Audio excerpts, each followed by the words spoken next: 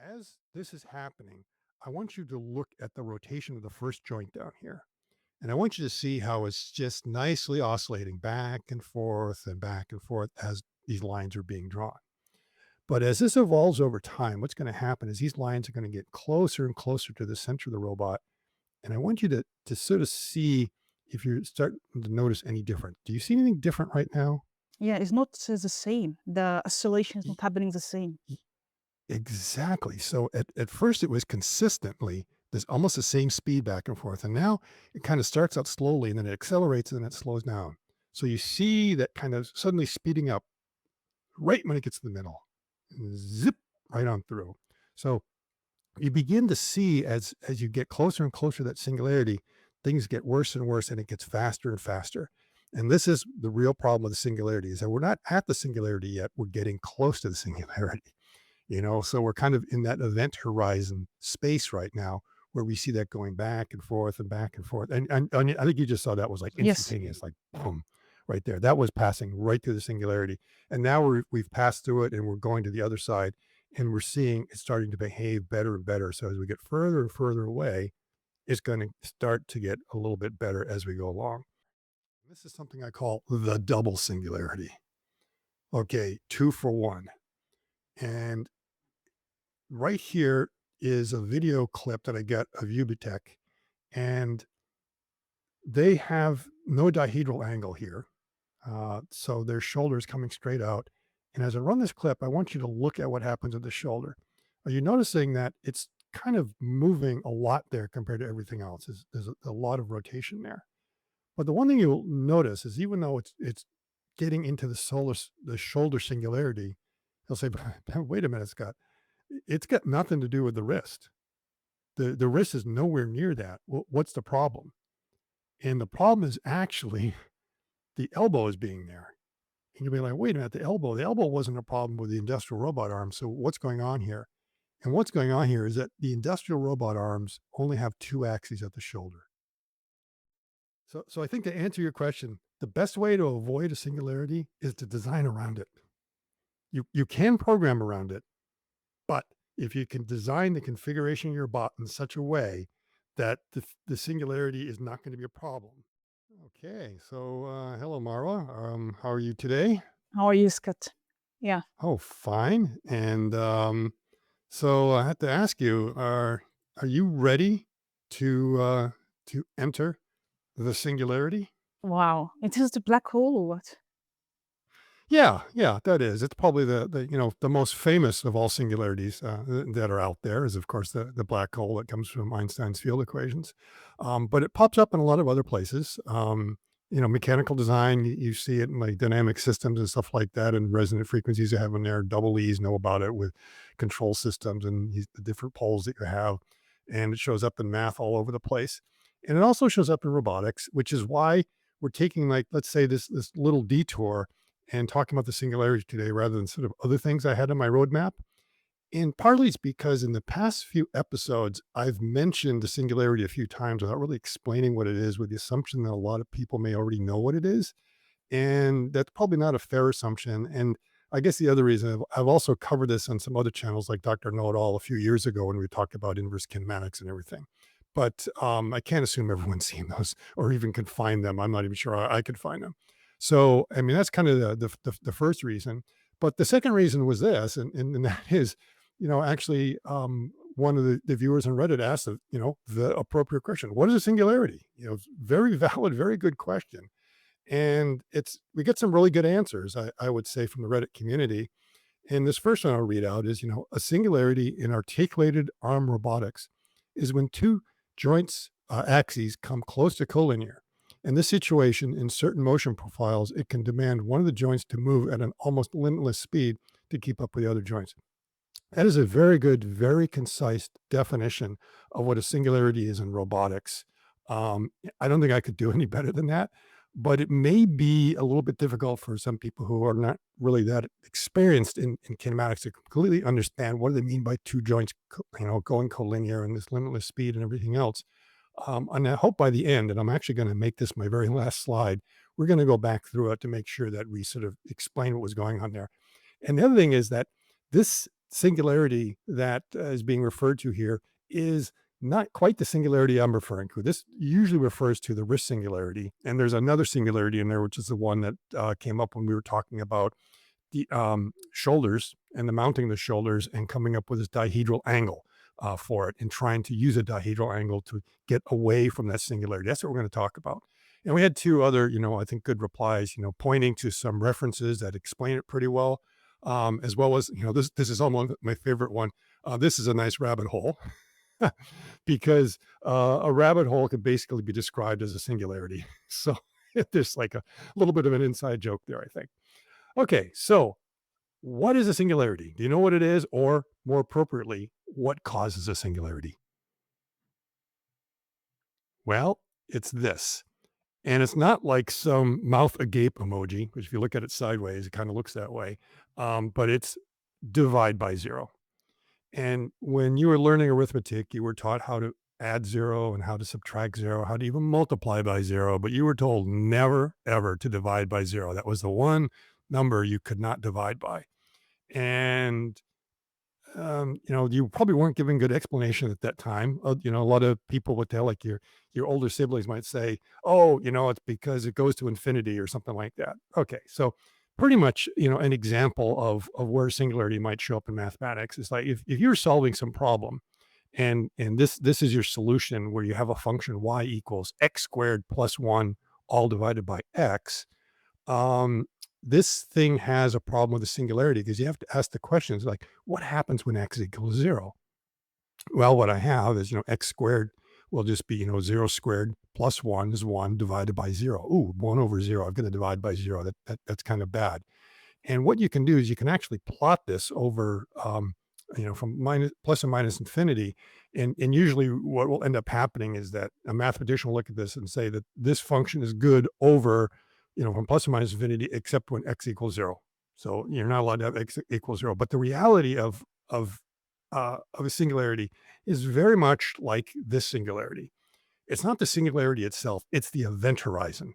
So things go bad when you get near the event horizon, not just at the singularity itself. So I then asked ChatGPT to go ahead and plot this function for me. And we can already see one of the problems with the singularity, and that is that ChatGPT didn't even know how to plot it correctly.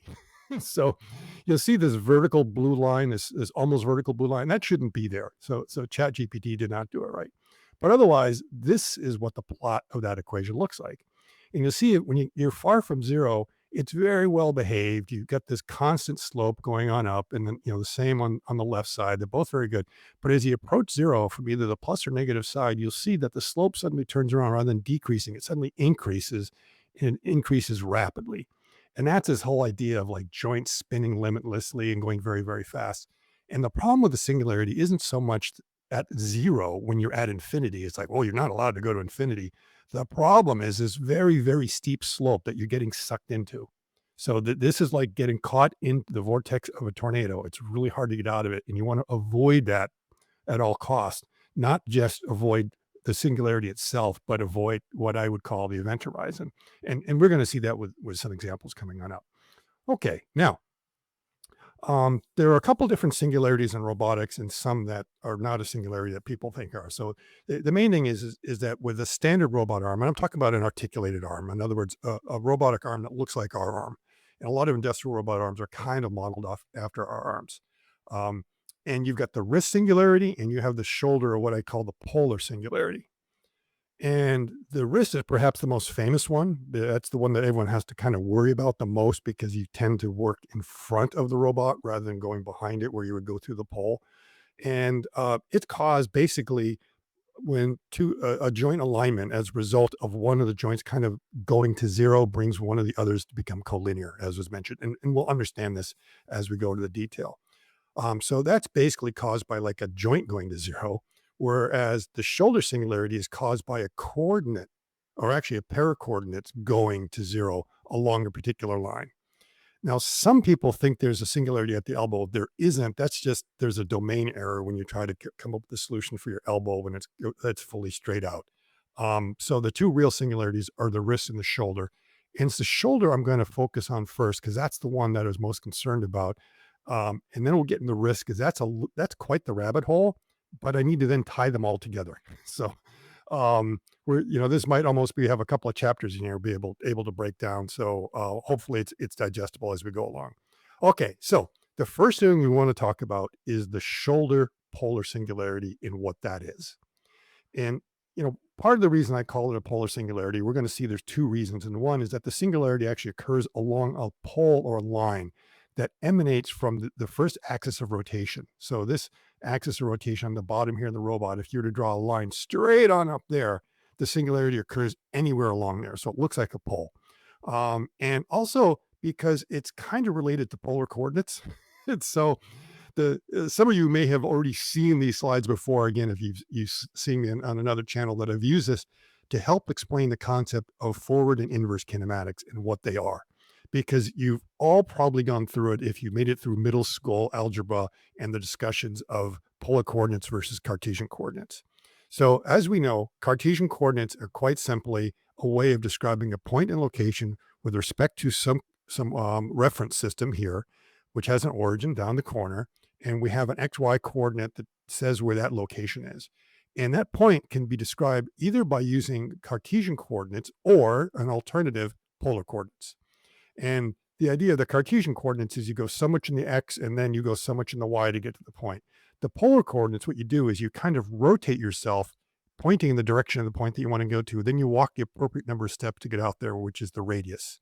So it's two ways to be able to represent where a point is in space, two different coordinate systems. And now what you need to do is figure out, well, how can I map from one to the other? How do I do the transformation from one to another? Well, if you want to, you can think of polar coordinates as almost like a robot arm, a very simple robot arm that has its first axis, which is a rotational axis, and its second axis is this telescoping arm that just is able to go out and reach to a point. So a very, very, very simple problem. And if you look at it that way, there's what we call a forward transformation, or what some people would call forward kinematics. And that forward transformation is that given some theta in r, figure out what the x and the y values are. Well, it's actually very simple. From trigonometry, we know that the projection of the radius down along the x-axis is just r cosine theta. And the same thing in the y. So y is just r cosine theta. So that's it. It's as simple as that. It's a very, very simple transformation.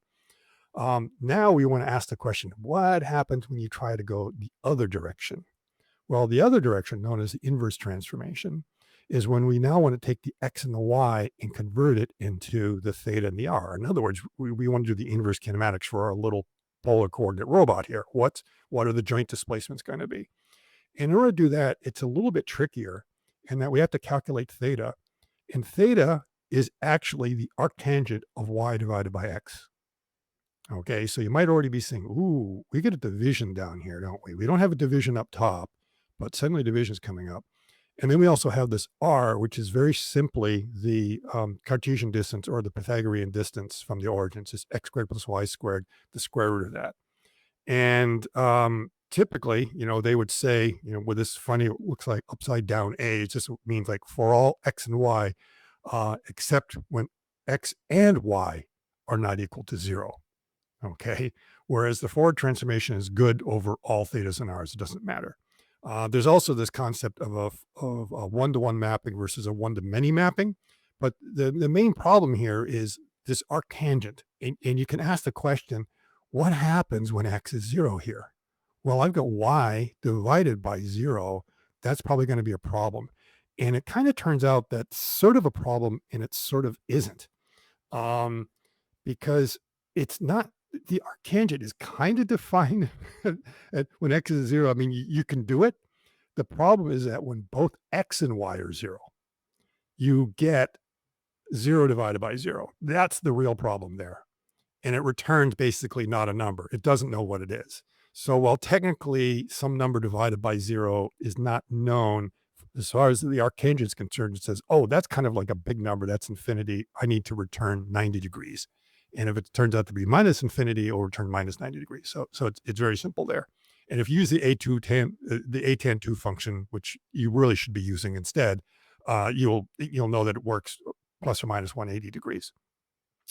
So this is the problem: is it doesn't know what it is, and what it technically means is that any value of theta will work because in this case, your radius is 0.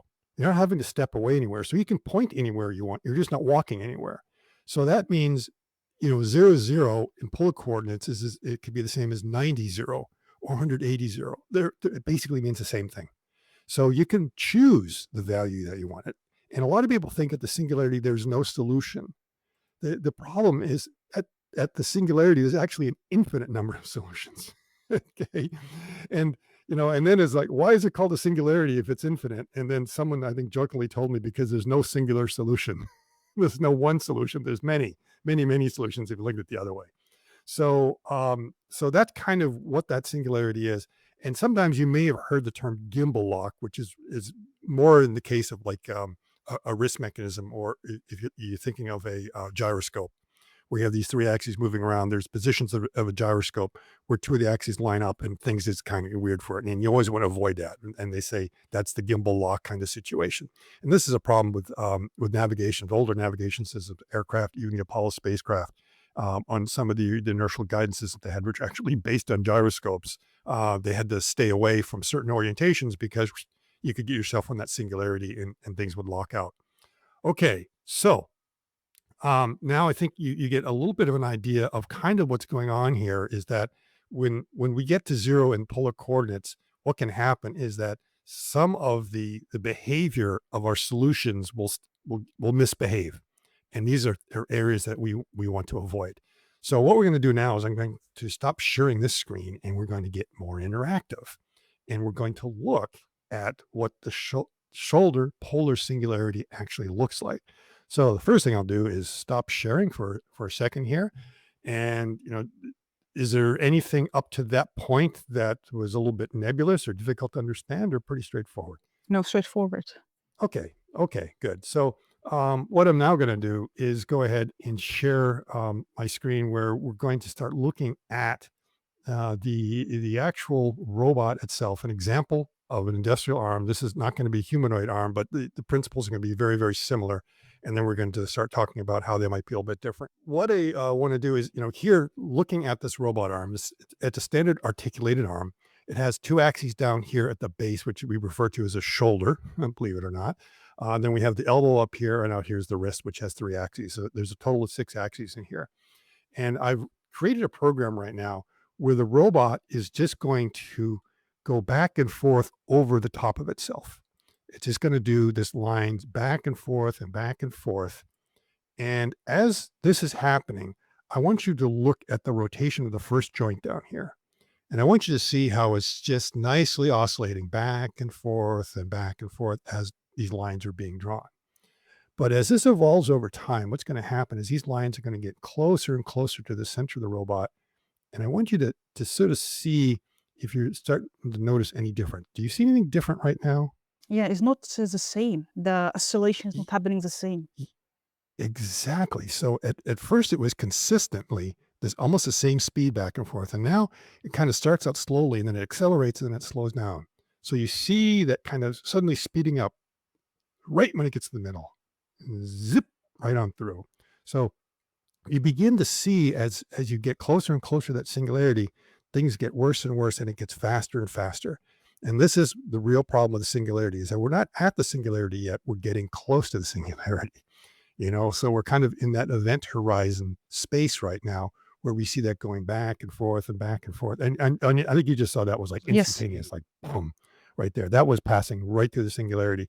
And now we've passed through it and we're going to the other side and we're seeing it starting to behave better and better. So as we get further and further away, it's going to start to get a little bit better as we go along. So that's where I wanted you to sort of see the behavior of what's going on. And if we want, we can even map some of this behavior to get an idea of what it's going to look like. And that's what I'm going to do right now is I'm going to go ahead and actually run a quick simulation in the background of this that goes ahead and is going to create sort of a little map showing us where the singular areas are based on this particular program. Okay, so you can see that right there now.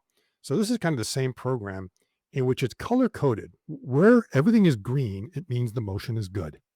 It has no problem. Where things start to change color here, you see this dark purple shape here? This is where a joint is going too fast. And then you see this more magenta color there. That means you have an over torque situation. So it can't provide enough acceleration. So there's two things that can go wrong as you get into that event horizon. You either are trying to go faster than your joint can go, or you're demanding more torque than the joint can deliver. Now, if you look at this shape, is that shape what you expected? What what I mean, we were talking about the singularity before in a black hole. You were expecting almost a sphere. But if you look at this, looking at it this way, what does it look like? It's just like infinity. Yeah, exactly. Isn't that great? Isn't that ironic? It looks like infinity. Now, the reason why it looks like infinity is because we're doing our slices in the x direction. If we were to do this in the y direction, basically this whole thing would rotate around and it would look more like an 8. And if you do it at 45, then it would be so if you were to do it from every single direction, yeah, eventually you would make a circle out of it. But in any particular direction, the singularity actually looks like, if you want to say, a pair of dumbbells, or like I like to say, like an infinity symbol is what it looks like. So that is where you're falling in, and this is where your robot is having a problem. So two things are either going to happen. It means the robot's going to attempt to go through and its motors are going to overspeed, which is not good for it. Or eventually it's going to be asked to deliver speed. It just can't. It's not even an overspeed situation. It's just an impossible situation. Or more than likely, the robot's going to have to slow down. And and what's determining this is the limiting axis. It could be axis 4, it could be axis 3, it could be axis, in this case, it's probably either axis 1 or 2.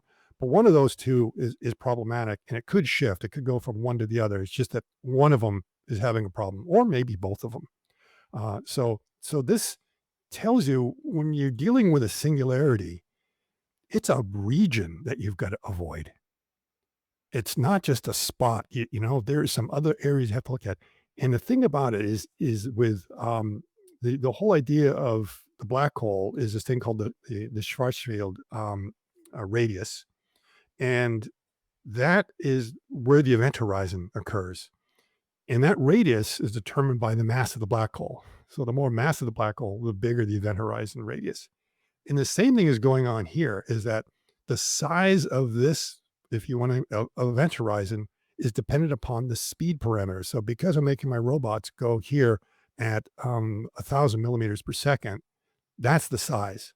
If I was to make it bigger, that would get even bigger. And if I was able to make it smaller, so velocity in this case is like mass. If you want to use the analogy with a black hole and what that event horizon looks like.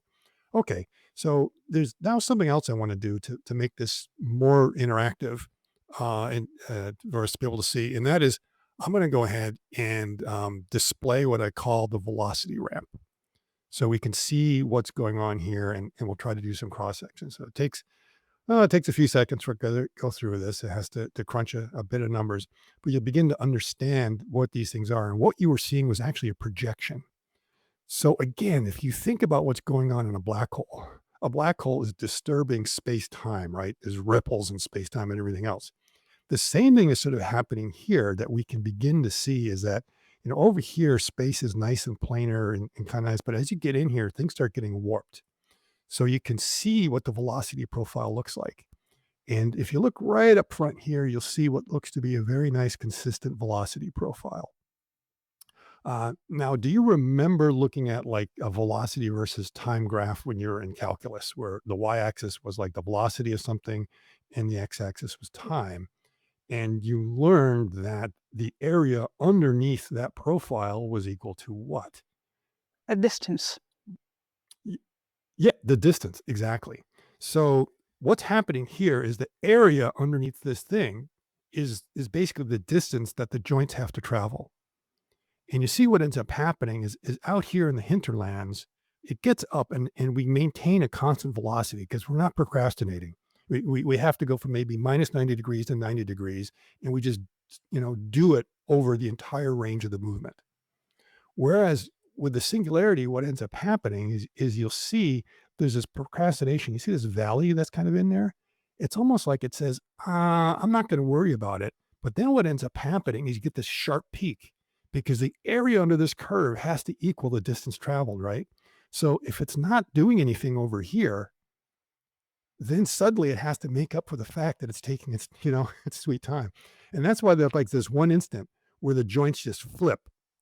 They just suddenly go from 0 to 180, boom, because it's like, wow, I got to do it. And it has to do it in the instant. And that's the reason you go up and you see that really, really high peak or profile kind of going on there.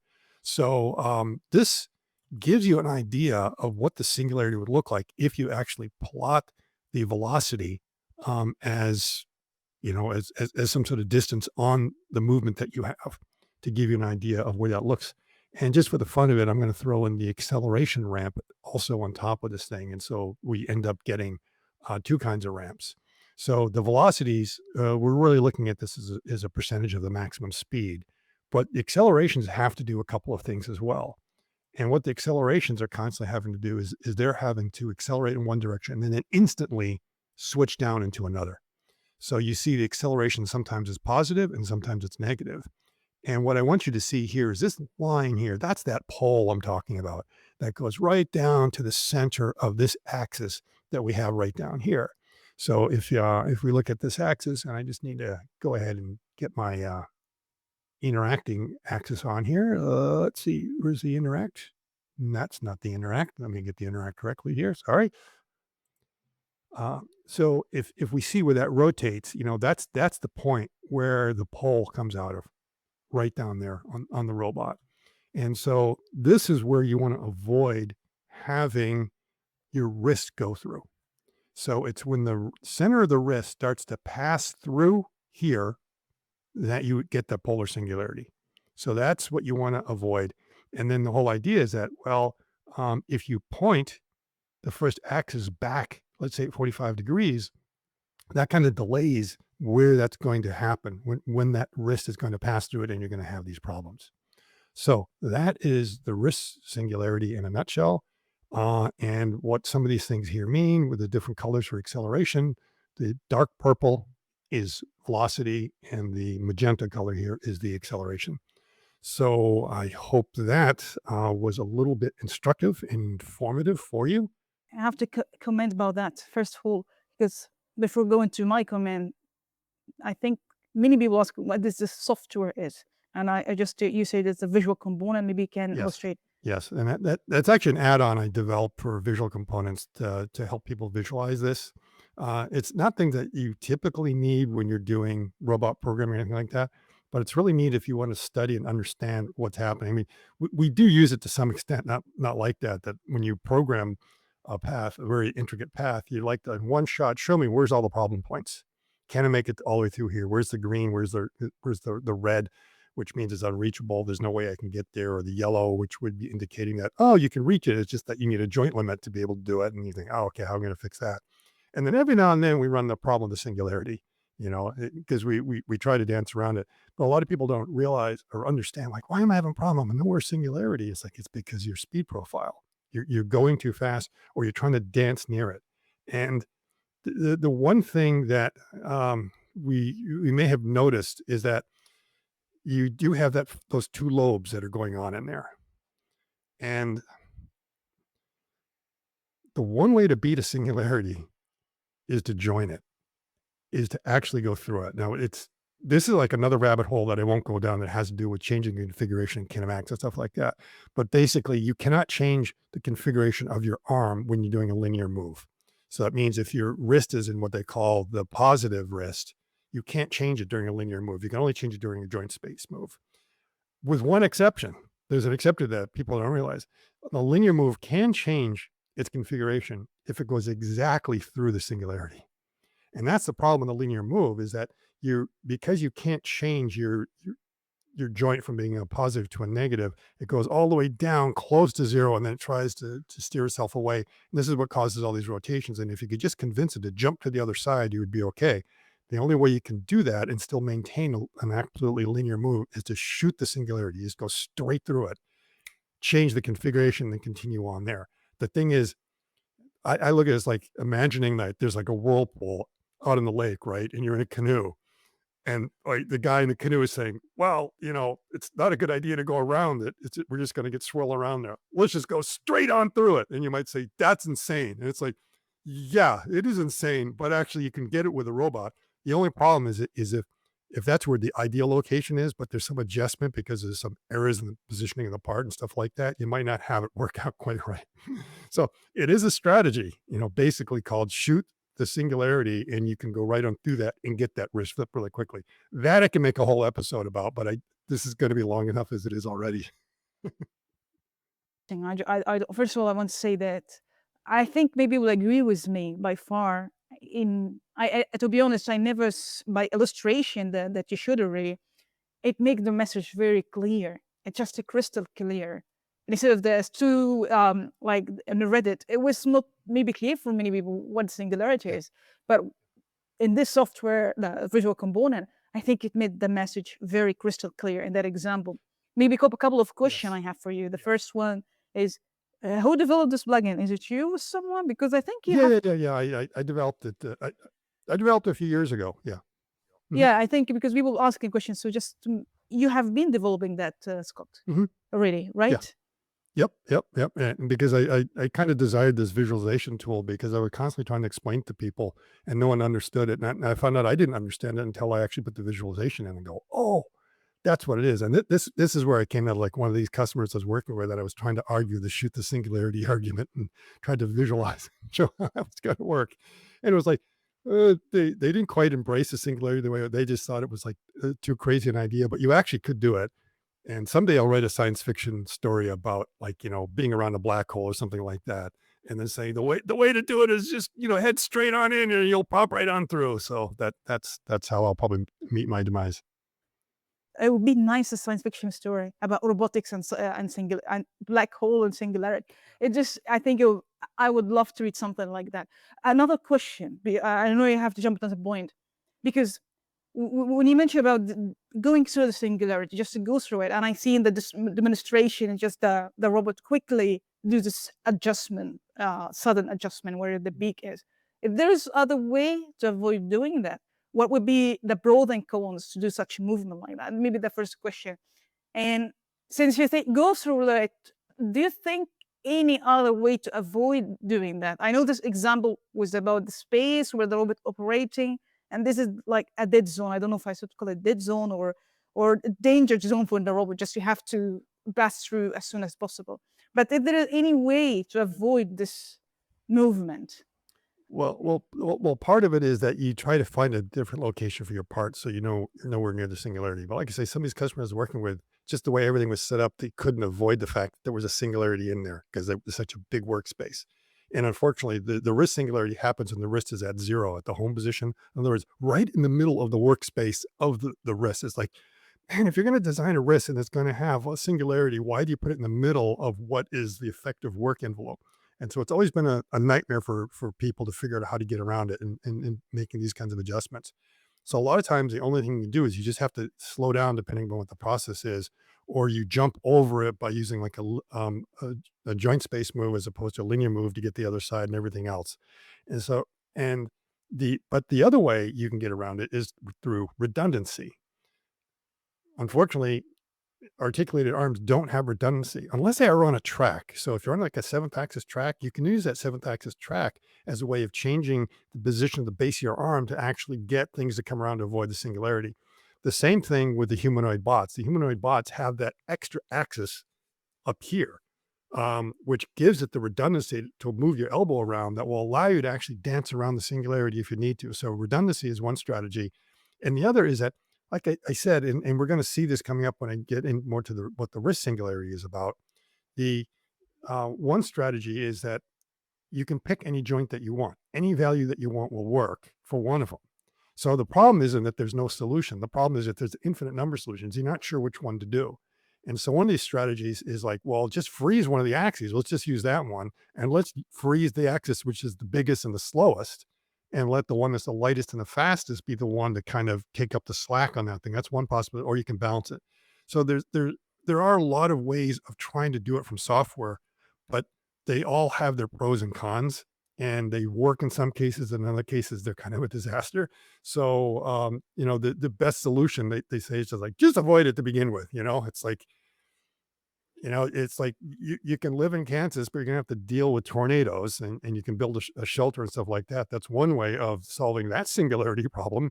or you just live someplace where there's no tornadoes. And then, and that's basically what you're saying with robotics is just make sure that you don't put your part in Kansas. Okay. Put it somewhere where you're not going to have that problem. I just Uh, want to say I'm smiling. so I just want to say that quickly. I'm smiling from ear to ear because I really understand that. I love the first demonstration. Really, it just yeah, like yeah. wow. I wish I know this earlier. It's just simple as it is, honestly. So thank you. Yeah, there's and like I say, there's a lot about it is like I could have ended at like the second slide, divide by 0, that's it. Story over.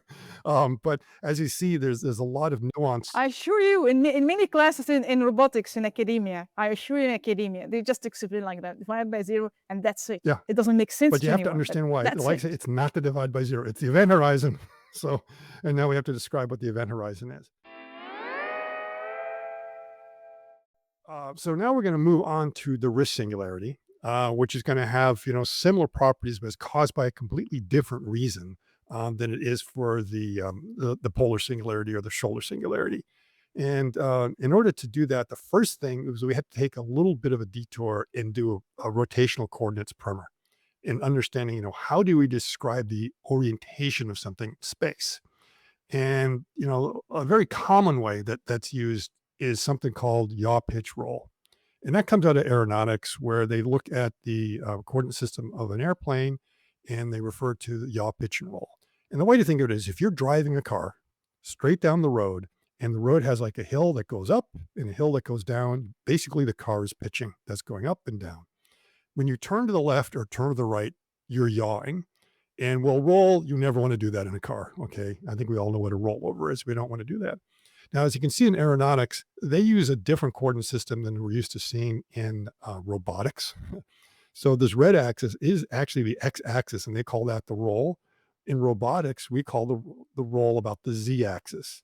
So we actually use what usually is called roll pitch yaw as opposed to yaw pitch roll, even though a lot of people in robotics will call it yaw pitch roll because a yaw in robotics is usually about the x. So you see, we get it completely backwards from what's going on uh, in aeronautics and in other definitions. You might say, "Oh, is it all that important?" And turns out it's like it really is because this is a form of Euler coordinates in different ways of being able to represent things in space. So this is the point where that's my reminder that now we're going to do a little bit of a show and tell to try to understand what we mean, and hopefully I can kind of get this over here, and we'll be able to see some coordinate systems and see what I was doing with my 3D printer. All right.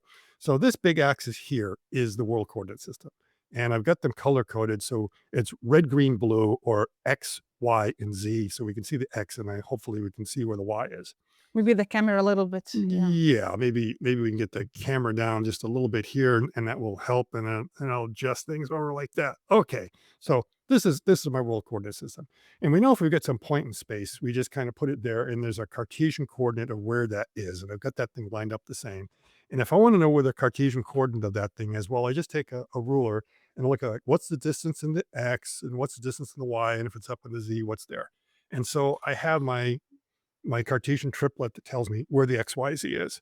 And then if I have another point that starts from here and I go off over to here somewhere and I measure the same distance from here to there, I now can say, well, I have this coordinate and that coordinate. And if I want to know where this is with respect to that, all I have to do is take my X values, add them together, my Y values, add them together, and Z values, and then that's the new location.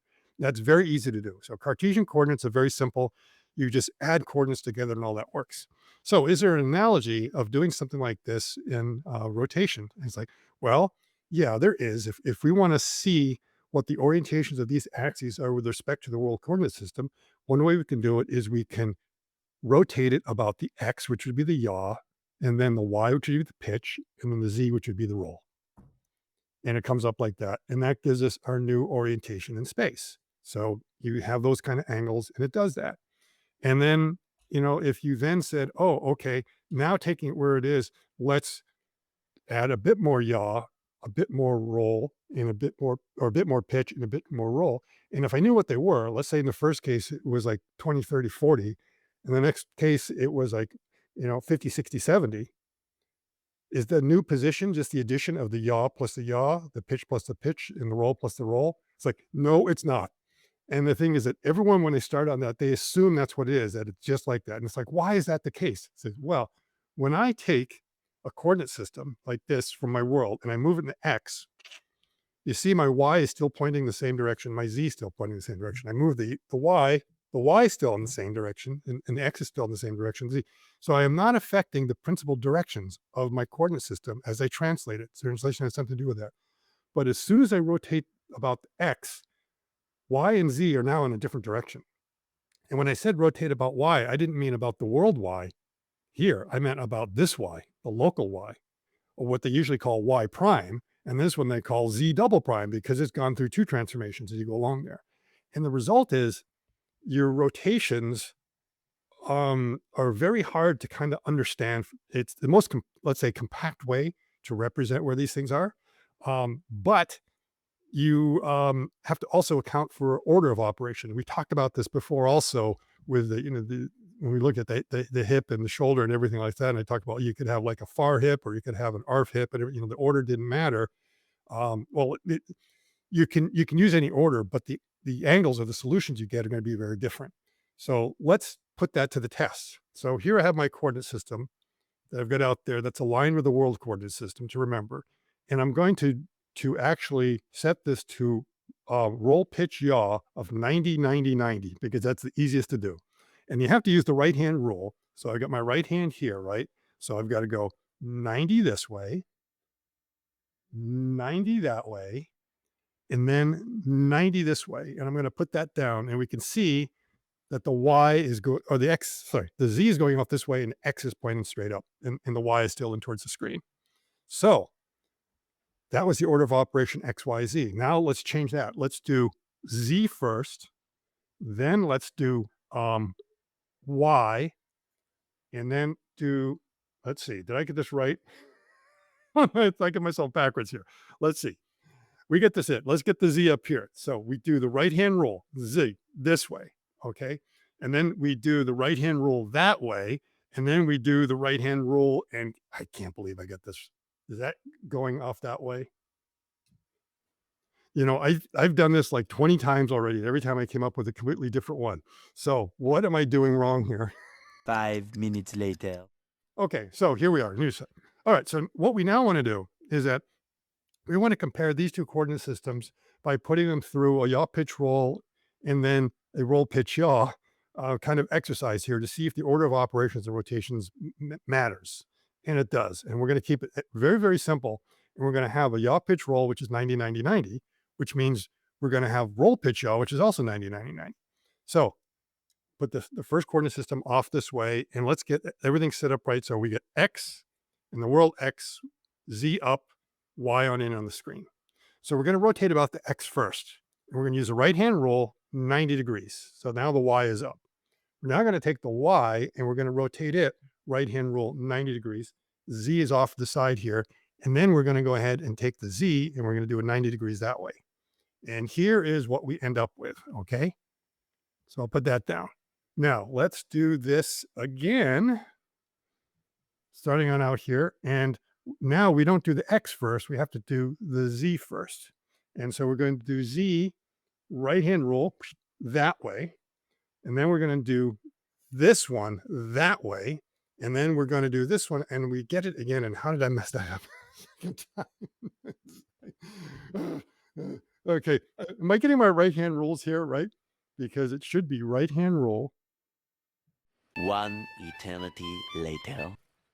What we now have to see is how important is the order of operation when it comes to yaw pitch roll. And in one case, we're going to rotate about the X, then the Y, then the Z. In the other case, we're going to do Z, then Y, then X. And we're going to do 90, 90, 90 each time because it seems to be the easiest. But we've got to be very, very careful to follow the right hand rule when we do it so that we're always, when we're looking on down the shaft, we're kind of rotating that way, the right hand rule. So first thing I need to do is actually get these things lined up in their correct direction. So the Z's are up, the Y's are into the screen right now, and the X's are off to my right.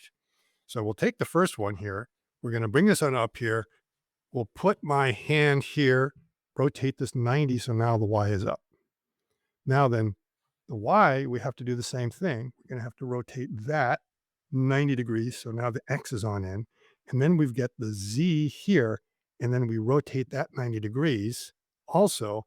And now I'll set this thing down and we can see the Y's are opposite to each other and the X is now pointed on up. Now, that was XYZ. Let's see what happens here if we do first Z by 90 degrees, and then we get Y, okay? Y is gonna go down like this, and then we've got the X, and X is gonna pop over that way. And as you can see, I can't even set this one down.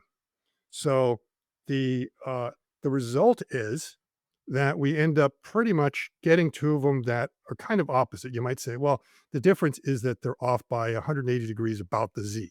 But the thing is, they're different. So order of operation is very important. And the reason is as we are moving these things, as we've seen, the, the direction of the axes is beginning to change.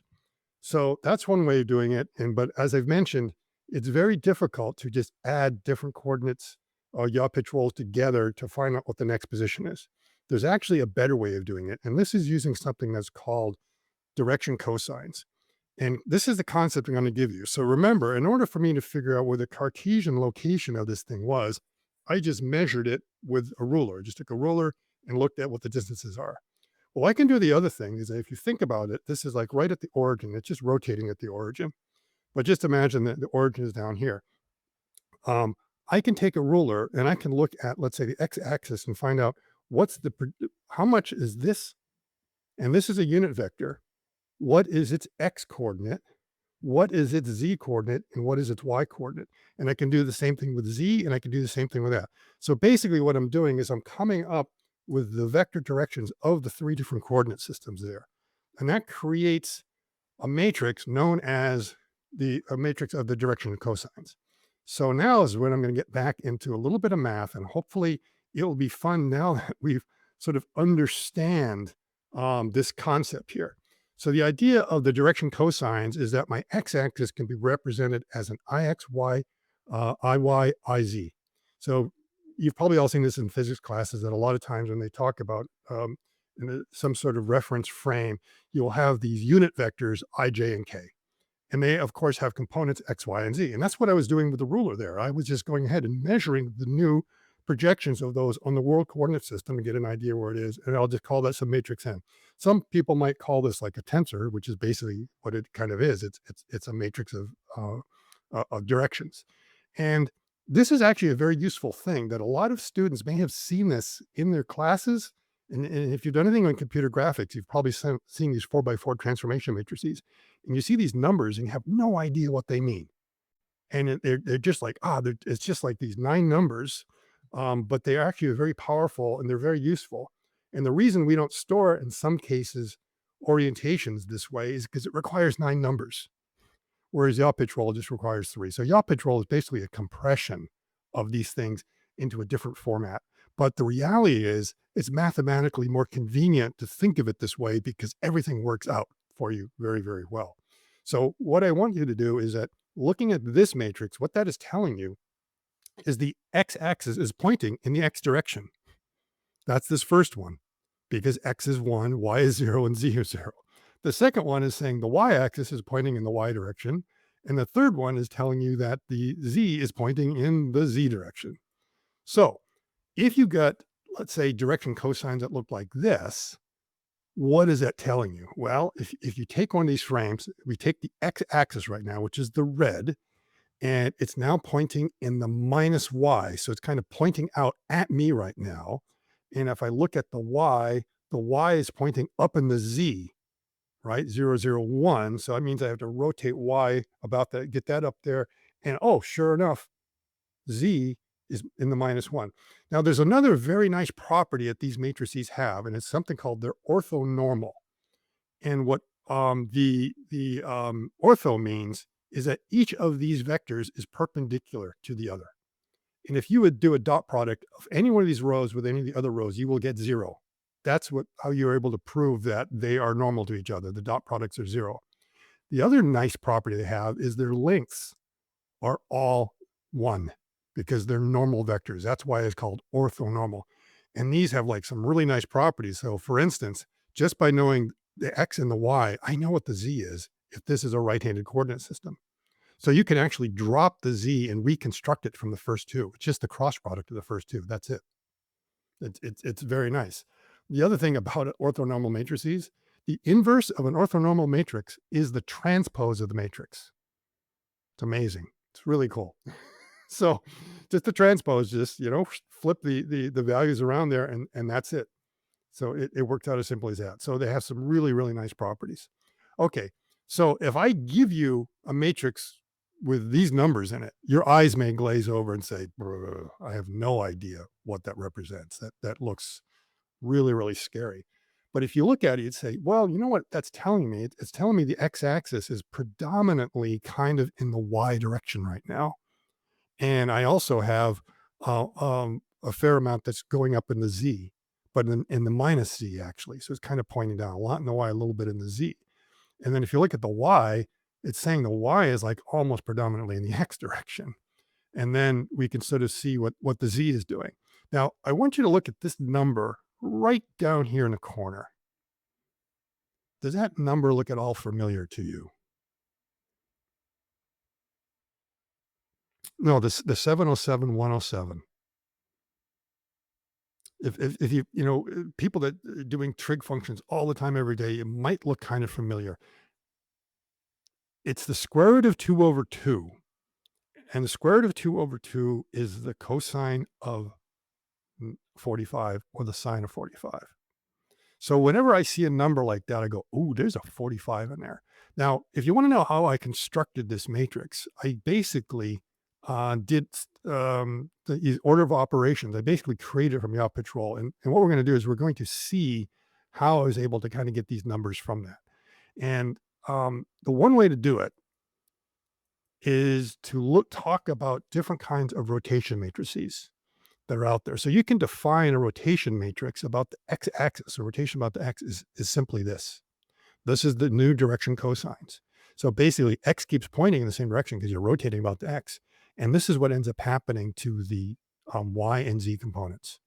And then there's also one for y, and there's also one for z. And it turns out if you do standard matrix multiplication of these things, you will get the new correct orientation matrix from that. So you can stack these things together. And so if you want to think about yaw pitch roll, and I'm going to abbreviate them W for yaw because we don't want to confuse it with a Cartesian Y. So it comes from the last letter in yaw. So yaw, pitch, and roll is basically first a rotation in X, then a rotation in Y, and a rotation in Z. And the star operator basically means a concatenation. It's not some people call it a matrix multiply. I prefer to call it a catenation because while multiplication is involved, addition is also. So let's not forget that.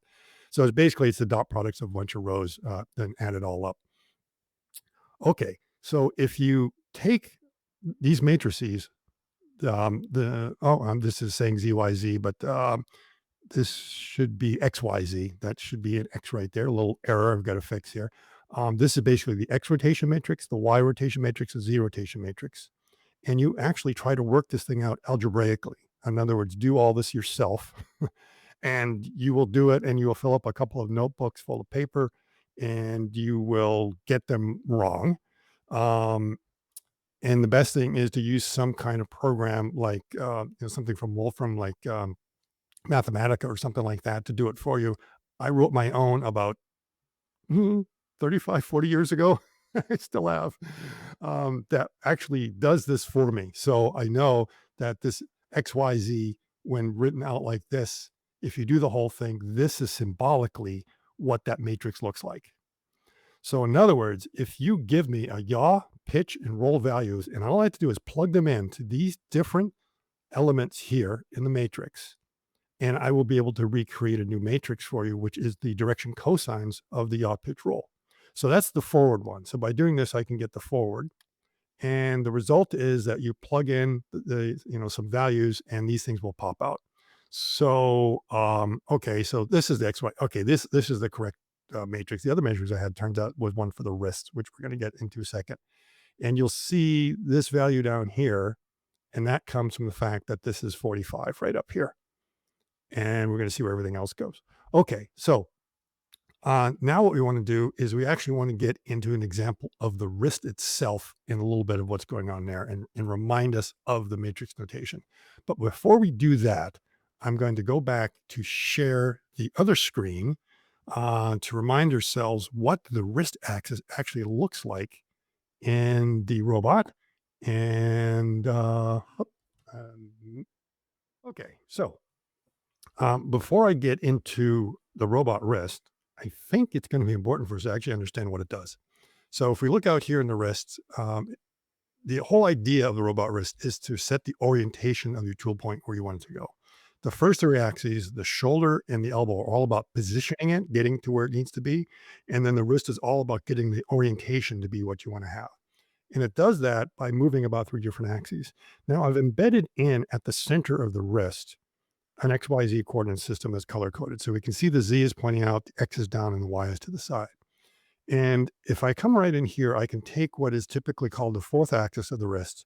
And you'll see if I rotate it, the coordinate system rotates about the Z axis. So that's what's going on right there. Now I'll reset it back to 0. And now I'm going to come out to the 6 axis. And the 6 axis, you'll see when I rotate about it, the same thing happens. It rotates about the Z. And this is that collinearity that everyone kind of talks about. This is actually at the singularity right now because the fourth axis and the 6 axis are lined up. They both can only rotate about the same coordinate system. And you'll see right now, I can't rotate about the X. I don't have any degree of freedom about the X, but I do have one that allows me to rotate about the Y. And when I do that, now suddenly the Z axis is no longer pointed along the fourth axis. And as I rotate the fourth axis, you see it makes all of them tumble.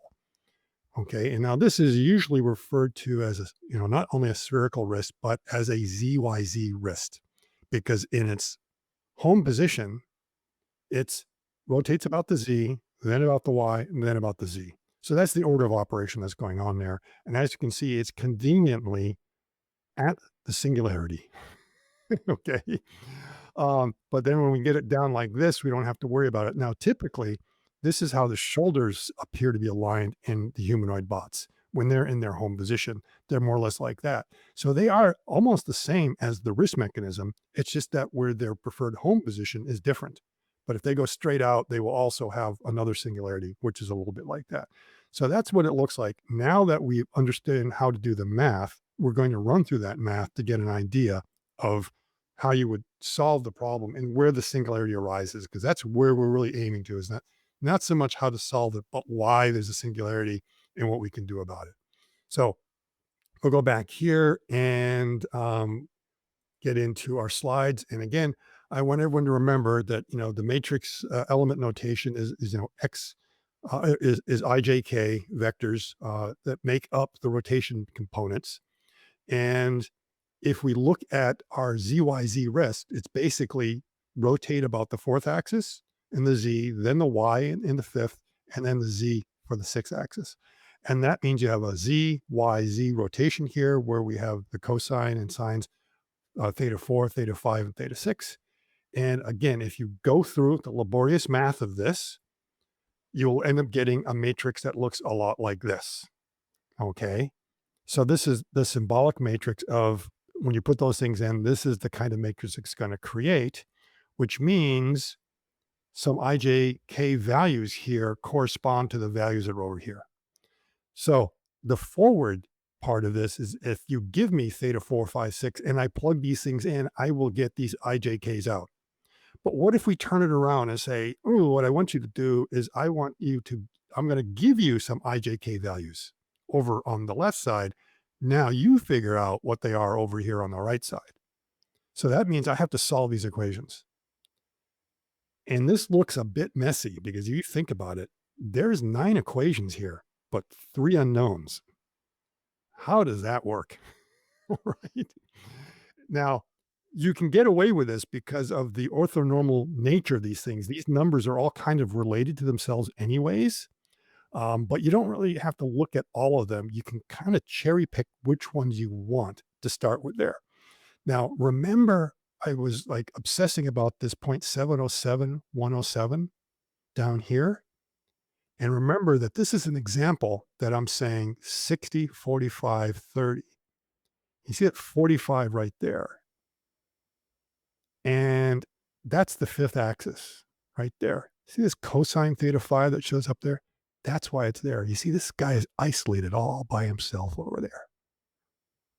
And if you take this and that, you can guess, hey, I bet theta 5 is 45 degrees. Um, and this is kind of the thought process that we're going to go through. So what we're going to do is we're going to say, all right, let's take that matrix and like write these things out as equations and what the ij k components are all going to look like and write them out. And the next thing we're going to do is we're going to get rid of the real ugly ones. I mean, these big ones, well, I don't know what, they're just too hard. Let's just strike them out. And now we're left with these. And if you look at what's going on down here, just look at K. I can, in one shot, just looking at KZ, only that KZ value, I know immediately what theta 5 is. If I know what theta 5 is, I know what sine of theta 5 is. And if I know what sine of theta 5 is, I can plug them in there and then solve for cosine of theta 4 and sine of theta 4. And then up here, I could do a similar thing. You see, I can isolate the cosine of theta 6 and the sine of theta 6. So basically, this is the algorithm, is you go to KZ, you get theta 5 out of that just by taking the arc cosine of that. You then say, okay, by taking these equations, take kx and ky and divide by sine of theta 5. And that gives you cosine theta 4, and the same thing here. And once I have these two, I can take the arctangent of them, actually the atan 2, and it will give me the complete solution that I need to have. Okay. So what's this got to do with the singularity? Right over here, we got to be careful, don't we? See this divide right there? What happens when theta 5 is equal to 0? What's the sine of 0? Sine of 0 is 0. It goes right down there again on that. And the other thing I want to remind you is we've done this before, is if we take a function like y equals x squared, and I say, okay, plug in x equals 2, y is equal to 4, okay, now then, if we take the square root of that, what's the square root of 4? Not 2. Oh, I burned you on this a second time now. No, it's plus or minus 2. Okay. All right. So, and we've got to remember that when we do the cosine as well, is it turns out that both the plus and minus values of cosine work. And so there's going to be two possible solutions here. And solution one is the positive value. And then if for some reason theta 5 is 0, we're singular, and you could be like, oh, bored, I don't know what to do. But all you have to do is actually just choose one value for either 4 or 6. And then you iterate over theta 5. So when I use the positive value for theta 5, then the sine is going to have a positive value, which is going to give me the correct solution for theta 4 if I use the atan 2 function, where rather than dividing, you have these two things in here, a comma, you have two arguments. And then you can solve for theta 6 the same way. It comes from there. And you're using the correct value for sine of theta 5 because you're choosing which one you're going to have. So that's how you're able to get the two solutions. They come out elegantly. It's very, very easy. But the problem is what happens when you have like this divide by 0. And that's the singularity. And so what you can do with the singularity is say, well, that's when this occurs. Y is 0. That's what my matrix looks like. And you try solving this whole thing and looking at that, and you begin to realize, you know what I can do is, first of all, there's a trigonometric identity here that you may not recognize right away, which will be obvious once you realize you throw that thing out, you're rotating about z twice with two different angles. Shouldn't be a surprise that it's actually just a rotation about the z of theta 6 plus theta 4. And what you can do is you can say, I'll set one of them to 0 and find out what the other one is. I could just set one, or I can set one of them to their current value and do that. So now the only problem, of course, that happens in here is that you might be taking care of the singularity at the point, but it gets really rough as you get near the point. The waters get really choppy, and you're not quite sure what is the right value to do for theta 4, theta 6 if you're going to choose them. And so again, we're going to illustrate that now by going back to the software and taking a look at exactly what it looks like with a risk singularity. So this is going to be the second part, which I think we will find rather interesting and fun. So, and again, I have to remember to share.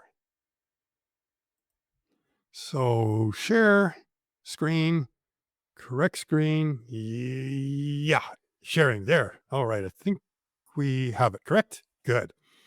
All right. So we have this right here. And what I want to do is I want to tell it to go ahead and run the a simple path, which is for the wrist. And this is going to be the same thing that we did for the shoulder. So look at going back and forth, and I want you to study axis 4 so you can sort of see the wrist as it moves back and forth. It keeps wanting to oscillate back and forth very nicely when it starts out. But as this begins to evolve, we're going to start to see that once again, it's procrastinating a little bit on that movement on axis 4. It's holding up, and then it suddenly is starting to spin a little bit faster and faster as it gets in the middle. So we go on, and we're going to start seeing that again and again and again. It's kind of mesmerizing as we go along, and eventually we will get down there to that. We're going to start seeing the singularity. So you'll see that a little bit faster as we get that going from one to the other. And of course, you can expect that there's going to be a region or a zone which is problematic that we need to avoid going on in there. And we can go ahead and do that check very, very easily. I will just pause this, and I think we've probably, oh, we just saw it right there. And we're just seeing going right in there. So basically, we're seeing what the singularity looks like as we hit that. Because again, the solutions for the fourth and the sixth axis just are changing too rapidly. So we can go ahead, and I'm going to make sure I've got some of these things. We are turning that on there, and we will look at the solution for just the velocity ramp at first, and you'll see that's what it looks like. Now I'm going to actually turn the velocity ramp off also for a second, so we just sort of see what it looks like in flat space. So once again, we get kind of these regions around here, which are disturbed by the singularity. And we get that shape. In this case, the shape looks a bit like a figure eight, doesn't it? And so we can see that. And that's what it's like for a speed of about 1,000 millimeters per second going back and forth. Now, if we want, I'm going to take another example here, and I'm going to say, let's check that one. And I want you to look at the size of the event horizon here. And now we're going to look at it when we process it for what is the fast one. And so I should go on through here, and we should get an update here in a second. Boom. You see, it got bigger. So the size of that region gets much, much bigger the faster you go. Here we're going 2.5 times faster. So you see it gets worse. So that's the thing to understand is the singularity. This isn't one size. You have to be very careful about the speed that you're programming. If you're going very, very slowly, like in an arc welding application, you can probably get pretty close to the singularity. But if you're doing something like laser cutting, where you might be moving really quickly going along there, it's like, yikes. Okay, we got to be careful that we're going to have that problem. So we can go back here, and we could look at another path here, which is also going to show us the singularity, but you're going to see it's oriented different. So rather than going left to right, I'm going to be going up and down. And the result is that whole thing rotates. So you see how it rotated there? So that's the idea that if we do them from different directions coming on in here, eventually we'll just fill this whole thing out as being one big circle. So we'll come back here and go ahead and have sort of the more fun explanation or fun drawing here, which is with the velocity ramp, showing us how it actually comes out there so we can see what the peaks and valleys are going to look like in here and how we have to avoid it. So as we kind of come on in, we begin to see exactly what that surface looks like. And the idea of like, okay, I can see that. And we see it kind of side edged on here. You get kind of an idea of the further away we are from a singularity, the nicer everything is. And as we start getting close, we start getting on up there.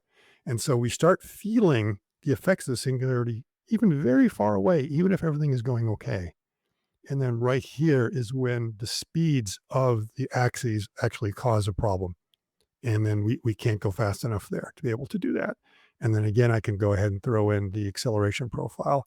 And that makes it even more wilder as we'll begin to see things going of positive and negative coming back. So the other difference with the Singularity for the wrist is it depends kind of where the arm is in space. It can be anywhere. So it really is when joint 5 is at 0, whereas the polar singularity is when the X and Y coordinate are at 0 of the center of the wrist. So when the center of the wrist decides to visit this pole down there, so you have an idea where the shoulder singularity is. It's definitely isolated right there. The wrist singularity can happen anywhere in space. There's no it just depends upon if you decide right now I want to have axis 5 go to 0 for whatever reason. So it can happen anywhere. That's why it's the more dangerous one that everyone's afraid of, because it happens everywhere in your work envelope. The shoulder, not so much. And so we can see again things kind of going off plus or minus infinity. It's kind of cool. It's almost like a Mandelbrot set as far as the beauty of it in a way. Um, but yeah, that is an explanation now of both of those singularities. So what does that have to do with the humanoid bot singularity? And what I want to now do is show sort of an example that caught my eye about a year ago, and that will give us an idea of what are the problems of the humanoids when it comes to singularity. And this is something I call the double singularity. Okay, 2 for 1. And right here is a video clip that I get of Ubitech, and they have no dihedral angle here. So their shoulder is coming straight out. And as I run this clip, I want you to look at what happens with the shoulder. Are you noticing that it's kind of moving a lot there compared to everything else? There's a lot of rotation there. But the one thing you'll notice is even though it's getting into the shoulder singularity, he'll say, wait a minute, Scott, it's got nothing to do with the wrist. The wrist is nowhere near that. What's the problem? And the problem is actually the elbow is being there. And you'll be like, wait a minute, the elbow wasn't a problem with the industrial robot arm. So what's going on here? And what's going on here is that the industrial robot arms only have 2 axes at the shoulder. And so, but what we've done with the humanoid bots is because we want redundancy, they actually have 3 axes. So basically they've taken the wrist joint and they decided to move it at the shoulder. And that now invites 2 singularities. A singularity when basically the elbow gets over in the polar area, because now you're trying to use the shoulder more as a pointer than a locator. You're trying to point your lower arm in a particular direction because that's where you want the elbow to be. And then you will also get that problem when you get the wrist over there. So you have a double problem. You have both of them there. And the reason that this is happening is that third axis they put in the shoulder is because they want the redundancy to be able to move the elbow any way they want. And as a matter of fact, I'm going to show like one more example that they have here that we can kind of see that again. So here is like another example that also shows it going around there. And it has with that elbow being very, very high there. And that's sort of an issue that I've had with them doing it in others and understanding what is going on with the elbow and everything else. So the reason we have redundancy here in our elbow or in our shoulder is so we can move our elbow wherever we want. So we have this redundant elbow, so we can keep our hand fixed where we want and we can go around. An industrial robot arm, you can't do that. So if you've got to have everything is just lies like in a particular plane, and you do not have the ability to go ahead and do that. Now, one of the reasons that we have the redundancy in our wrist is that unlike an industrial robot, our wrist is limited in the amount of movement we can do in the yaw. Industrial robots are able to go all over the place, but we're a little bit limited this way in being able to do the movement. Okay. However, what you can do with your elbow redundancy is you can actually change for a desired orientation in space what your yaw is going to be. So if I move my elbow around, suddenly I can get rid of that. So in theory, the humanoid bots could get rid of the yawing in the wrist. They don't need the yaw in the wrist. They could almost take care of all of it there. But they have it because they want to have a little bit of the extra redundancy. And what's happening here is that Ubitech has a very limited range of motion in their wrist. and they prefer to keep their wrists straight. And because they're preferring to keep their wrists straight, the elbow solution is being forced high. Because to me, it looks like, do you work like this with your elbows up? No, you prefer having your elbows kind of down, a bit more relaxed because you get that. So the thing is, they were moving it up there, and as soon as their elbow was getting up, the elbow was getting over there and causing it because that third axis is in there now is part of the shoulder solution, which goes ahead and invites that. So part of the problem is they could avoid it by keeping their elbow down a little bit or getting more degrees of freedom. And this is something that that figure has actually focused a lot on, is that they have a lot of range of motion in their yaw, more than just about everyone else. Definitely more than Optimus. Optimus is limited because that mechanism, it can only go back so far. So they're able to get, the pure plus or minus 90. As a result of that, they don't have to worry about getting their elbow up in those configurations for what they need. Plus, they pointed everything back to make sure, even if you wanted to get your elbow in there, the elbow would have to be back. Remember, they had that back sweeping up there, and also your elbow would have to be up very high because of the dihedral angle. So by getting that dihedral angle in there, you don't have to worry about the elbow getting away. So it's not so much the wrist coming back and you like doing this, like, oh, I got to worry about this singularity. It's like as soon as your elbow gets back there. And this is a subtle difference between a 6-axis articulated arm and a 7-axis articulated arm.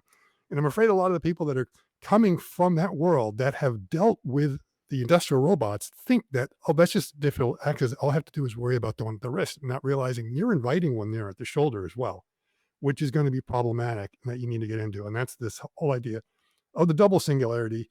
Now you get a 2-for-1 that's going on there. So I think I did promise to finish on the very Quick last. question. Quick question. Yeah. How the reinforcement learning can deal with singularity if we speak about the decision Oh to yeah, make I, just a I think movement. you penalize rapid movement. So the reinforcement learning is looking at a lot of variables, and one of them are torques or currents or whatever. Because if it's end to end, and then it's like say, oh, this is like the current that we want to go out there to get this to move. How much I need for this particular case, and so it's definitely getting punished if it's over torquing or over speeding or something like that. So it's more or less it's learning to avoid the singularities just through example. Yeah, yeah, it's basically like, when we go out and exercise and do something, we realize there's like some kind of, positions of our arm that's like uncomfortable. It's like, oh, I'm not going to do that. That kind of hurts. It's sort of the same thing. It does it and it realizes, wow, that was like too much on my arms there. Maybe I can find another strategy. And that strategy is simply putting the elbow down a little bit and dancing around it. And you can also do it heuristically. I mean, I've written heuristic algorithms to try to take advantage of the elbow singularity to use it what would seem to be in a very sane fashion to be able to dance around these things and make sure they work better. So before we do the final wrap up, I did promise that I wanted to finish on the very last slide is going to be kind of where we started, and that is the question. So as we can see, hopefully we understand, the singularity in articulated arm robots, that's the kind of arms we're talking about here, particularly the human arms, is when two joint axes come close to collinear. So that was exactly the case there for the wrist when we were seeing axis 5 is 0, 4 and 6 are lined up. Those two axes are lined up. And in this situation, in certain motion profiles, meaning not a joint space move, basically mean like a linear move, some kind of what you call a Cartesian move. In those certain motion profiles, and this guy might be a lawyer because he's really covering all his bases with the language here. It's perfect. the language. It can demand one of the joints to move at an almost limitless speed. So as we see, it's racing on up to infinity to keep up with the other joints. And that's the whole thing, is that they've all agreed they want to move along at this particular rate. And suddenly one guy has to row the oars a lot harder than the others and just can't do it. So that means the whole ship has to slow down. So that's what's going on. And hopefully everything in this explanation is well understood. And I've added the context that this was like for the wrist, not necessarily for the pole. And then we can see now that the shoulder is even more complicated than we thought, that it's actually got the problems with the wrist in it as well, not just the normal polar singularity. Just a quick guys. First of all, thank you so Yeah. much. It was really impressive episode. When you say it's a certain motion profile, there's other motion that we could search for to avoid singularity. Like Yeah, yeah, for part of it example? is like, when you have redundancy, it's a lot easier to be able to get yourself away from it. So again, that's with the elbow, is if you can dip that elbow down, you get away from redundancy. And again, if we look at Ubitech, one hand was having the elbow up there, and we could see that the shoulder joint was starting to spin a little bit. It wasn't exactly at the Singularity, but it was like it was dancing near the event horizon as far as I'm concerned. It was kind of around there. Yet the other arm, the elbow was dipped down and it was doing its movement, and you could see everyone was like relaxed. There was no joint that was having to work really hard to be able to kind of keep up. And you and the thing was that was nice about the Ubitech is that they haven't quite covered up the shoulder a whole lot, so we could see those joints a little bit better. Some of the others, they have so many covers on it, you can't see exactly what's going on half the time. So that was one good example. And of course, I had to find one where they had like the dihedral, which would cause a problem. I haven't seen that as a problem in any of the figure videos because they designed it to make sure they stayed away from it, And of course, the other way you can make sure you don't see it is just like never come up with a configuration where you're there. But look, the configurations they're going to have, which are going to be that problem, is going up high. So by having your dihedral up high, you can work down in front of yourself very, very easily. You're not going to have that problem. But when you're starting to do things up a little bit higher, and when you're in the kitchen and putting things in the cupboard and putting in the fridge, you're going to have that problem. But we saw the ketchup example was an example of that arm going up high, and they had absolutely no problem because they pretty much were able to keep the elbow, even though it was up, more in the front plane as opposed to the back plane. They didn't have to get back there. So again, this is why you want to start thinking about these subtle little things that you can do. Dihedral angle, very important for the shoulder. Is it important, or the anhedral important for the hip? I don't think so, because it's a slightly different situation. You don't really get in the singularities down there with walking because our arms are using like an entire sphere. Our legs are basically keeping kind of in the same plane and moving out a little bit there. The only time that you might have those problems if you start doing all sorts of these weird yoga poses and stretching and stuff like that, and things that a gymnast would be doing.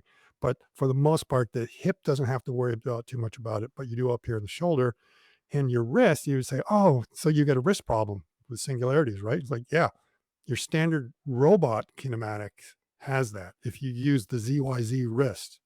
But the humanoids, and it seems like the human body almost figured out, we have what is a ZYX. We don't have a ZYZ, which means in order to get to the singularity for our hand, you actually have to take your wrist and rotate it 90 degrees to the side. You can't do that. So you can't get to that singularity. It's like human physiology almost designed it to make sure you can't do it. So if you design your humanoid wrist in a similar fashion, you won't have the problem. However, I have seen some humanoid bots out there where the wrist they put on there is uh, the the standard industrial robot wrist, the ZYZ wrist. I'm like, they're gonna have problems. That's not how you want to design the wrist. It's completely wrong. You're gonna take another way. So if you do that, singularities for the humanoid wrist, not a problem. Yes, mathematically, I could show you where it is, but you're not going to be able to get to it. Well, I really like this topic, and I think many people, the robotic community, would appreciate the demonstration, Mhm. especially in Yeah, the that we did for the both two yeah, cases. yeah. So I think to answer your question, the best way to avoid a singularity is to design around it. You can program around it, but if you can design the configuration of your bot in such a way that the singularity is not going to be a problem, How you're we okay. design around it? How we design around it? I mean, the motion profile or design what No, exactly? no, no. Actually, like how you mount the arm is like, study your motion profile where it is. That dihedral angle and that sweep back angle, that takes care of a lot of your problems right there. The wrist you have, do your standard human wrist. You're not going to have that problem. This is, like I say, it's like I just wish there was a way of designing an industrial robot wrist that didn't have the singularity right in the middle. Now there are some examples that don't have quite that problem, and that is the universal robot's wrist is a little bit different. It doesn't have the singularity straight out in front because it has a different wrist configuration. It does have a singularity, but it's straight up and straight down, which can actually be a problem if you're picking up things off of a table because and that's where like a lot of industrial robots say, oh, don't worry about the singularity. We're working down here. And it's like, okay, if you're working down there, it's fine. But suddenly you're trying to do something straight out, like I'm gonna pick something up from the table and put it in a shelf this way, I'm there. So in some ways, the universal robot has moved because that's the whole thing is all these risks have a singularity somewhere.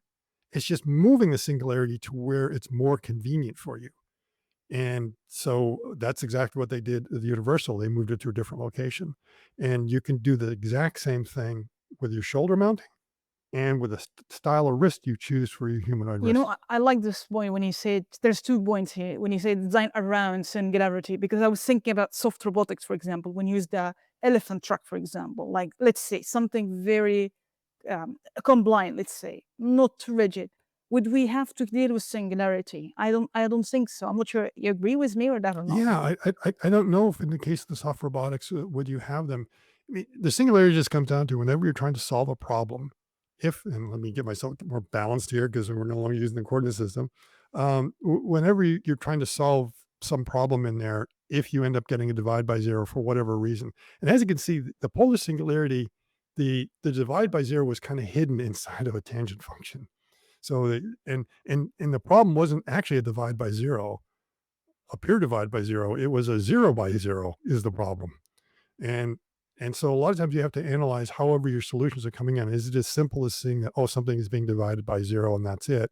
Or are there these trigonometric functions that are going to blow up or behave kind of differently as you get some of these values that are in there? But that's what it comes down to is that suddenly you have an undefined value being generated, or you have a place in your function that's just like that's undefined at that value. We don't know what it is. And in many cases, there is a solution. It's just that there's an infinite number of solutions, and it's up to you to pick the right one. And a lot of times that means knowing how the system is evolving. So, um, the idea of inverse kinematics is it doesn't know anything about history. You just ask it a simple question. I want to go to this XYZ value. What do the joint values have to be? And it spits out a number and you go ahead and do that. And that solver is not aware of the current state of the robot. But it doesn't have to be. You could make it as an input. So the analogy I like to use is like if you want to know what the weather is tomorrow, I have to know what the weather is today to forecast it. So that's the same thing for a proper motion planner is if you want to know where you want the robot to be next, make sure you know where you are now so you can find the strategy, which is actually the best strategy and just not be throwing darts at the wall. It's like, oh, that's the number I'm going to choose. So somehow try to be a little bit informed about the state of what's going on and then make those decisions. And I think one of the comments about I think the previous episode called shoulder, why novel shoulder being ignorant, the shoulder design. And one of the comments say that sweep back angle, the sweep back that inspired by airplane. They say that why you should do this mechanical configuration to avoid singularity, especially in the figure demo. And I think you responded that to me. I'm not sure if you would like to add more comments about that because this argument yeah, for this perspective that you shouldn't use sweep back angle to avoid singularity. You don't have to change the mechanical configuration. They think that they can avoid that Oh in a yeah, certain way. they think you can do it with software, but I think it's inviting more problems. Is that there may be a way around it, but you're still trying to dance around something which is dangerous. You're playing with fire. I mean, there's just no doubt about it. And the you, y- and of course, the thing you got to remember is that as you move that polar singularity around, not only are you keeping it from pointing this way. If I'm pointing it back this way, the singularity is coming through in front of me. Okay, it goes plus or minus infinity. So you can be careful how much you sweep it back that you could potentially get around there. But that would mean I have to get my elbows in some weird configuration like that. So you're kind of safe. So you have to be careful how far you do it. And the same thing with bringing up dihedrally. If you do too much that way, you are now going to invite the problem kind of lower down in your body where it's there. So you just want to look at where is the best place to put it that it's least likely to be a problem, and then we can avoid it. Um, Cover 95% of your use cases are always going to be here. But if you put it straight out, it may turn out that a large majority of use cases keep on going around there, and you're having to use the software to figure out, oh, what's the best way to dance around it. And the thing is, your software may be able to dance around it, but again, we saw in the UbiTech example, those motors were spinning. And if the motors, and so it was able to do it. It had the speed, it had the torque to do it. But do you want to constantly doing that? There's a different configuration, which is going to require less energy, less wear and tear, and everything else. So, I mean, pitchers, they have no problem throwing the fastball, right? But over the course of their careers, they wear their arms out because it's just putting so much stress on it. So yeah, if you're going to use your arm, you don't want to put too much stress on it. And trying to avoid the singularity, you may be able to do it with software, but the fact of the matter is, you're playing with fire, and you need to be careful. Again, I think this was really a very important episode, clear, and I really appreciated that.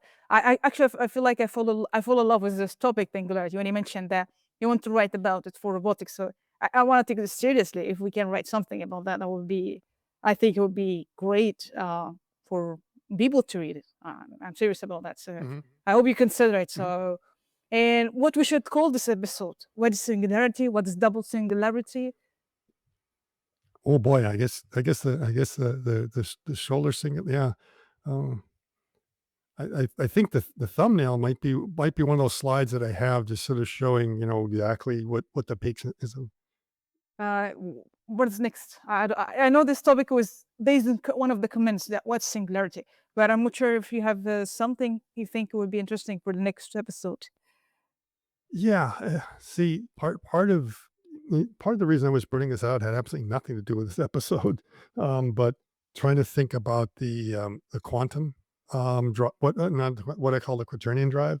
So I didn't touch on quaternions here, but basically this is going to be the same setup to explaining a little bit what a quaternion is and how that relates to this, and that really interesting post that we saw from P&D to say that their next one is going to be a ball and socket.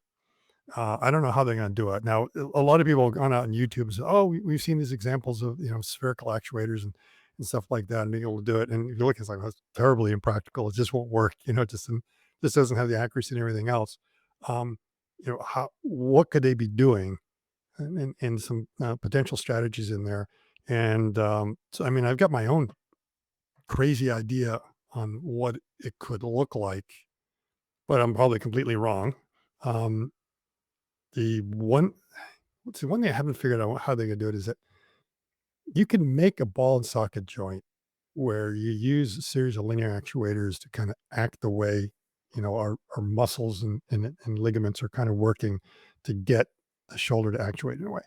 Um, and again, it comes down to like this problem here is that you only need so much movement in two directions, but you need a lot of movement kind of in this direction here. And what you could say is like, well, let's just take the Optimus wrist and add one more linear drive on there. And rather than making that a cardon joint, make that a spherical joint. And now we can like move in any direction. And it's like, yeah, you kind of can, but that really important direction, and that's the flexion, that you got to get a lot of movement on that. Where is that going to come from? I'm not quite seeing that they would be able to, they might be too limited on that, depending upon you be able to move it. Because as we know with the Optimus wrist, it's got a lot this way. It's got very little that way. And if you're talking about then wanting to throw this thing in here, that gets a bit complicated. So the only way I could think about it is that maybe you take the Optimus wrist and turn it around, right? So now the rolling, rotating part is the part sticking out. That's what I called arc doing right. Remember, I kind of pointed out that example where you've got in effect the motor sticking on the end here, and all you're doing is using the others to point it in the right direction. So that's one possible way of doing it. Is that they are basically taking the ARF design that Boston Dynamics already had, and rather doing it with hydraulics, they're doing it that way, and they're not going, which could be close to what Apollo is doing, because Apollo does it, but they do their flexion with a linear actuator. And what these guys might do is like, well, what we'll do is we'll build a motor right on in there. And so that's one way of doing it. The only thing I don't like about it, and this is like nitpicking, is they're probably using that scheme. You're taking a motor and kind of positioning in space like that, and then that motor is attached to the upper arm and it rotates. So that means the flexure is not only responsible for moving the whole lower arm structure, it's responsible for rotating the motor because you're basically taking the axle and you're holding it fixed and the motor spins about the axle and that whole mass goes. Whereas if you turn it around the other way and put the actuator here, the motor housing doesn't spin, just the axle spins. So it's kind of, but it may be that at the end of the day, it's more worth it. So I suspect they may be doing something like what I'd be calling a quaternion drive. Just a different way of doing it. The way I would love to see it is that someone actually is able to build a motor that doesn't spin, but actually, wobbles around like that. Having magnets that actually would take this thing and move that around. So imagine an axle that was actually a ball and magnetically moving it around. And then you you build inside that wall in that a rotary actuator. So you get like a motor inside of a motor. And so that outer motor just like, just point it in some direction and then suddenly you use spin it the way you want. So that's my idea, the way I think it would be. But so they may be calling it a ball and socket, and yeah, I mean, so they would probably have a cardon joint with that. That would be one possible way. So it might be timely that we kind of waited because if I'd already done it last week, we would have missed that that post. So that'll be the next one that I get to, and then I'm going to talk about quaternions because that's like that's something an alternative to yaw pitch roll and is an interesting way of thinking of orientations. Um, that the short form of it is yaw pitch roll. We're rotating about 3 different axes, right? 1, 2, 3. What you do with a quaternion is that you find some axis in space and rotate about that axis in space, and it gets you the orientation you desire. So there is some axis that you can do a single rotation about to get everything to where you want it to be. And so a quaternion is a direction in space and it's an angle. And that's why it's 4 pieces of information. And it's got some other nice properties that people like is that it's a lot easier to multiply 2 quaternions together to find out what the new orientation is. Unlike yaw pitch roll, like I say, the only way you can figure out 2 yaw pitch rolls is that you have to create that 3 by 3 matrix, do the multiplication and decompose it. So you take a yaw pitch roll value, you create a matrix out of it. You take the other one, create a matrix out of it. You concatenate the 2 together. You look at the new one. Now you calculate the new yaw pitch roll. That's a lot of work. It's like, woo. It's like, why are you even bothering putting the yaw pitch roll if you have to do the conversion back and forth and back and forth? Whereas quaternion, once you have it in it, it's actually, it's like a quaternion dot product. And then bang, the next one comes out. And that's the beauty of the quaternion. So it's very quick for matrix multiplication. And then I didn't really talk about the fact that converting yaw pitch roll also has the same problem of a singularity. There's a singularity in the conversion, but I felt like this episode was getting long enough. So if someone says, "Well, you forgot to talk about," it's like, yeah, the episode was getting long. Oh, thank you so much, and I really appreciate it. It's really, as always, it's getting better and better. And Yeah, yeah, I yeah, it was, it yeah, it was fun in that it caused me to also stop and pause about a few things and think things a little bit deeper. we need behind because behind the Mm, scenes for you because you have a lot of preparation. Like this axis, you see the printing them, and I assume you colored the axis, right? yeah, yeah.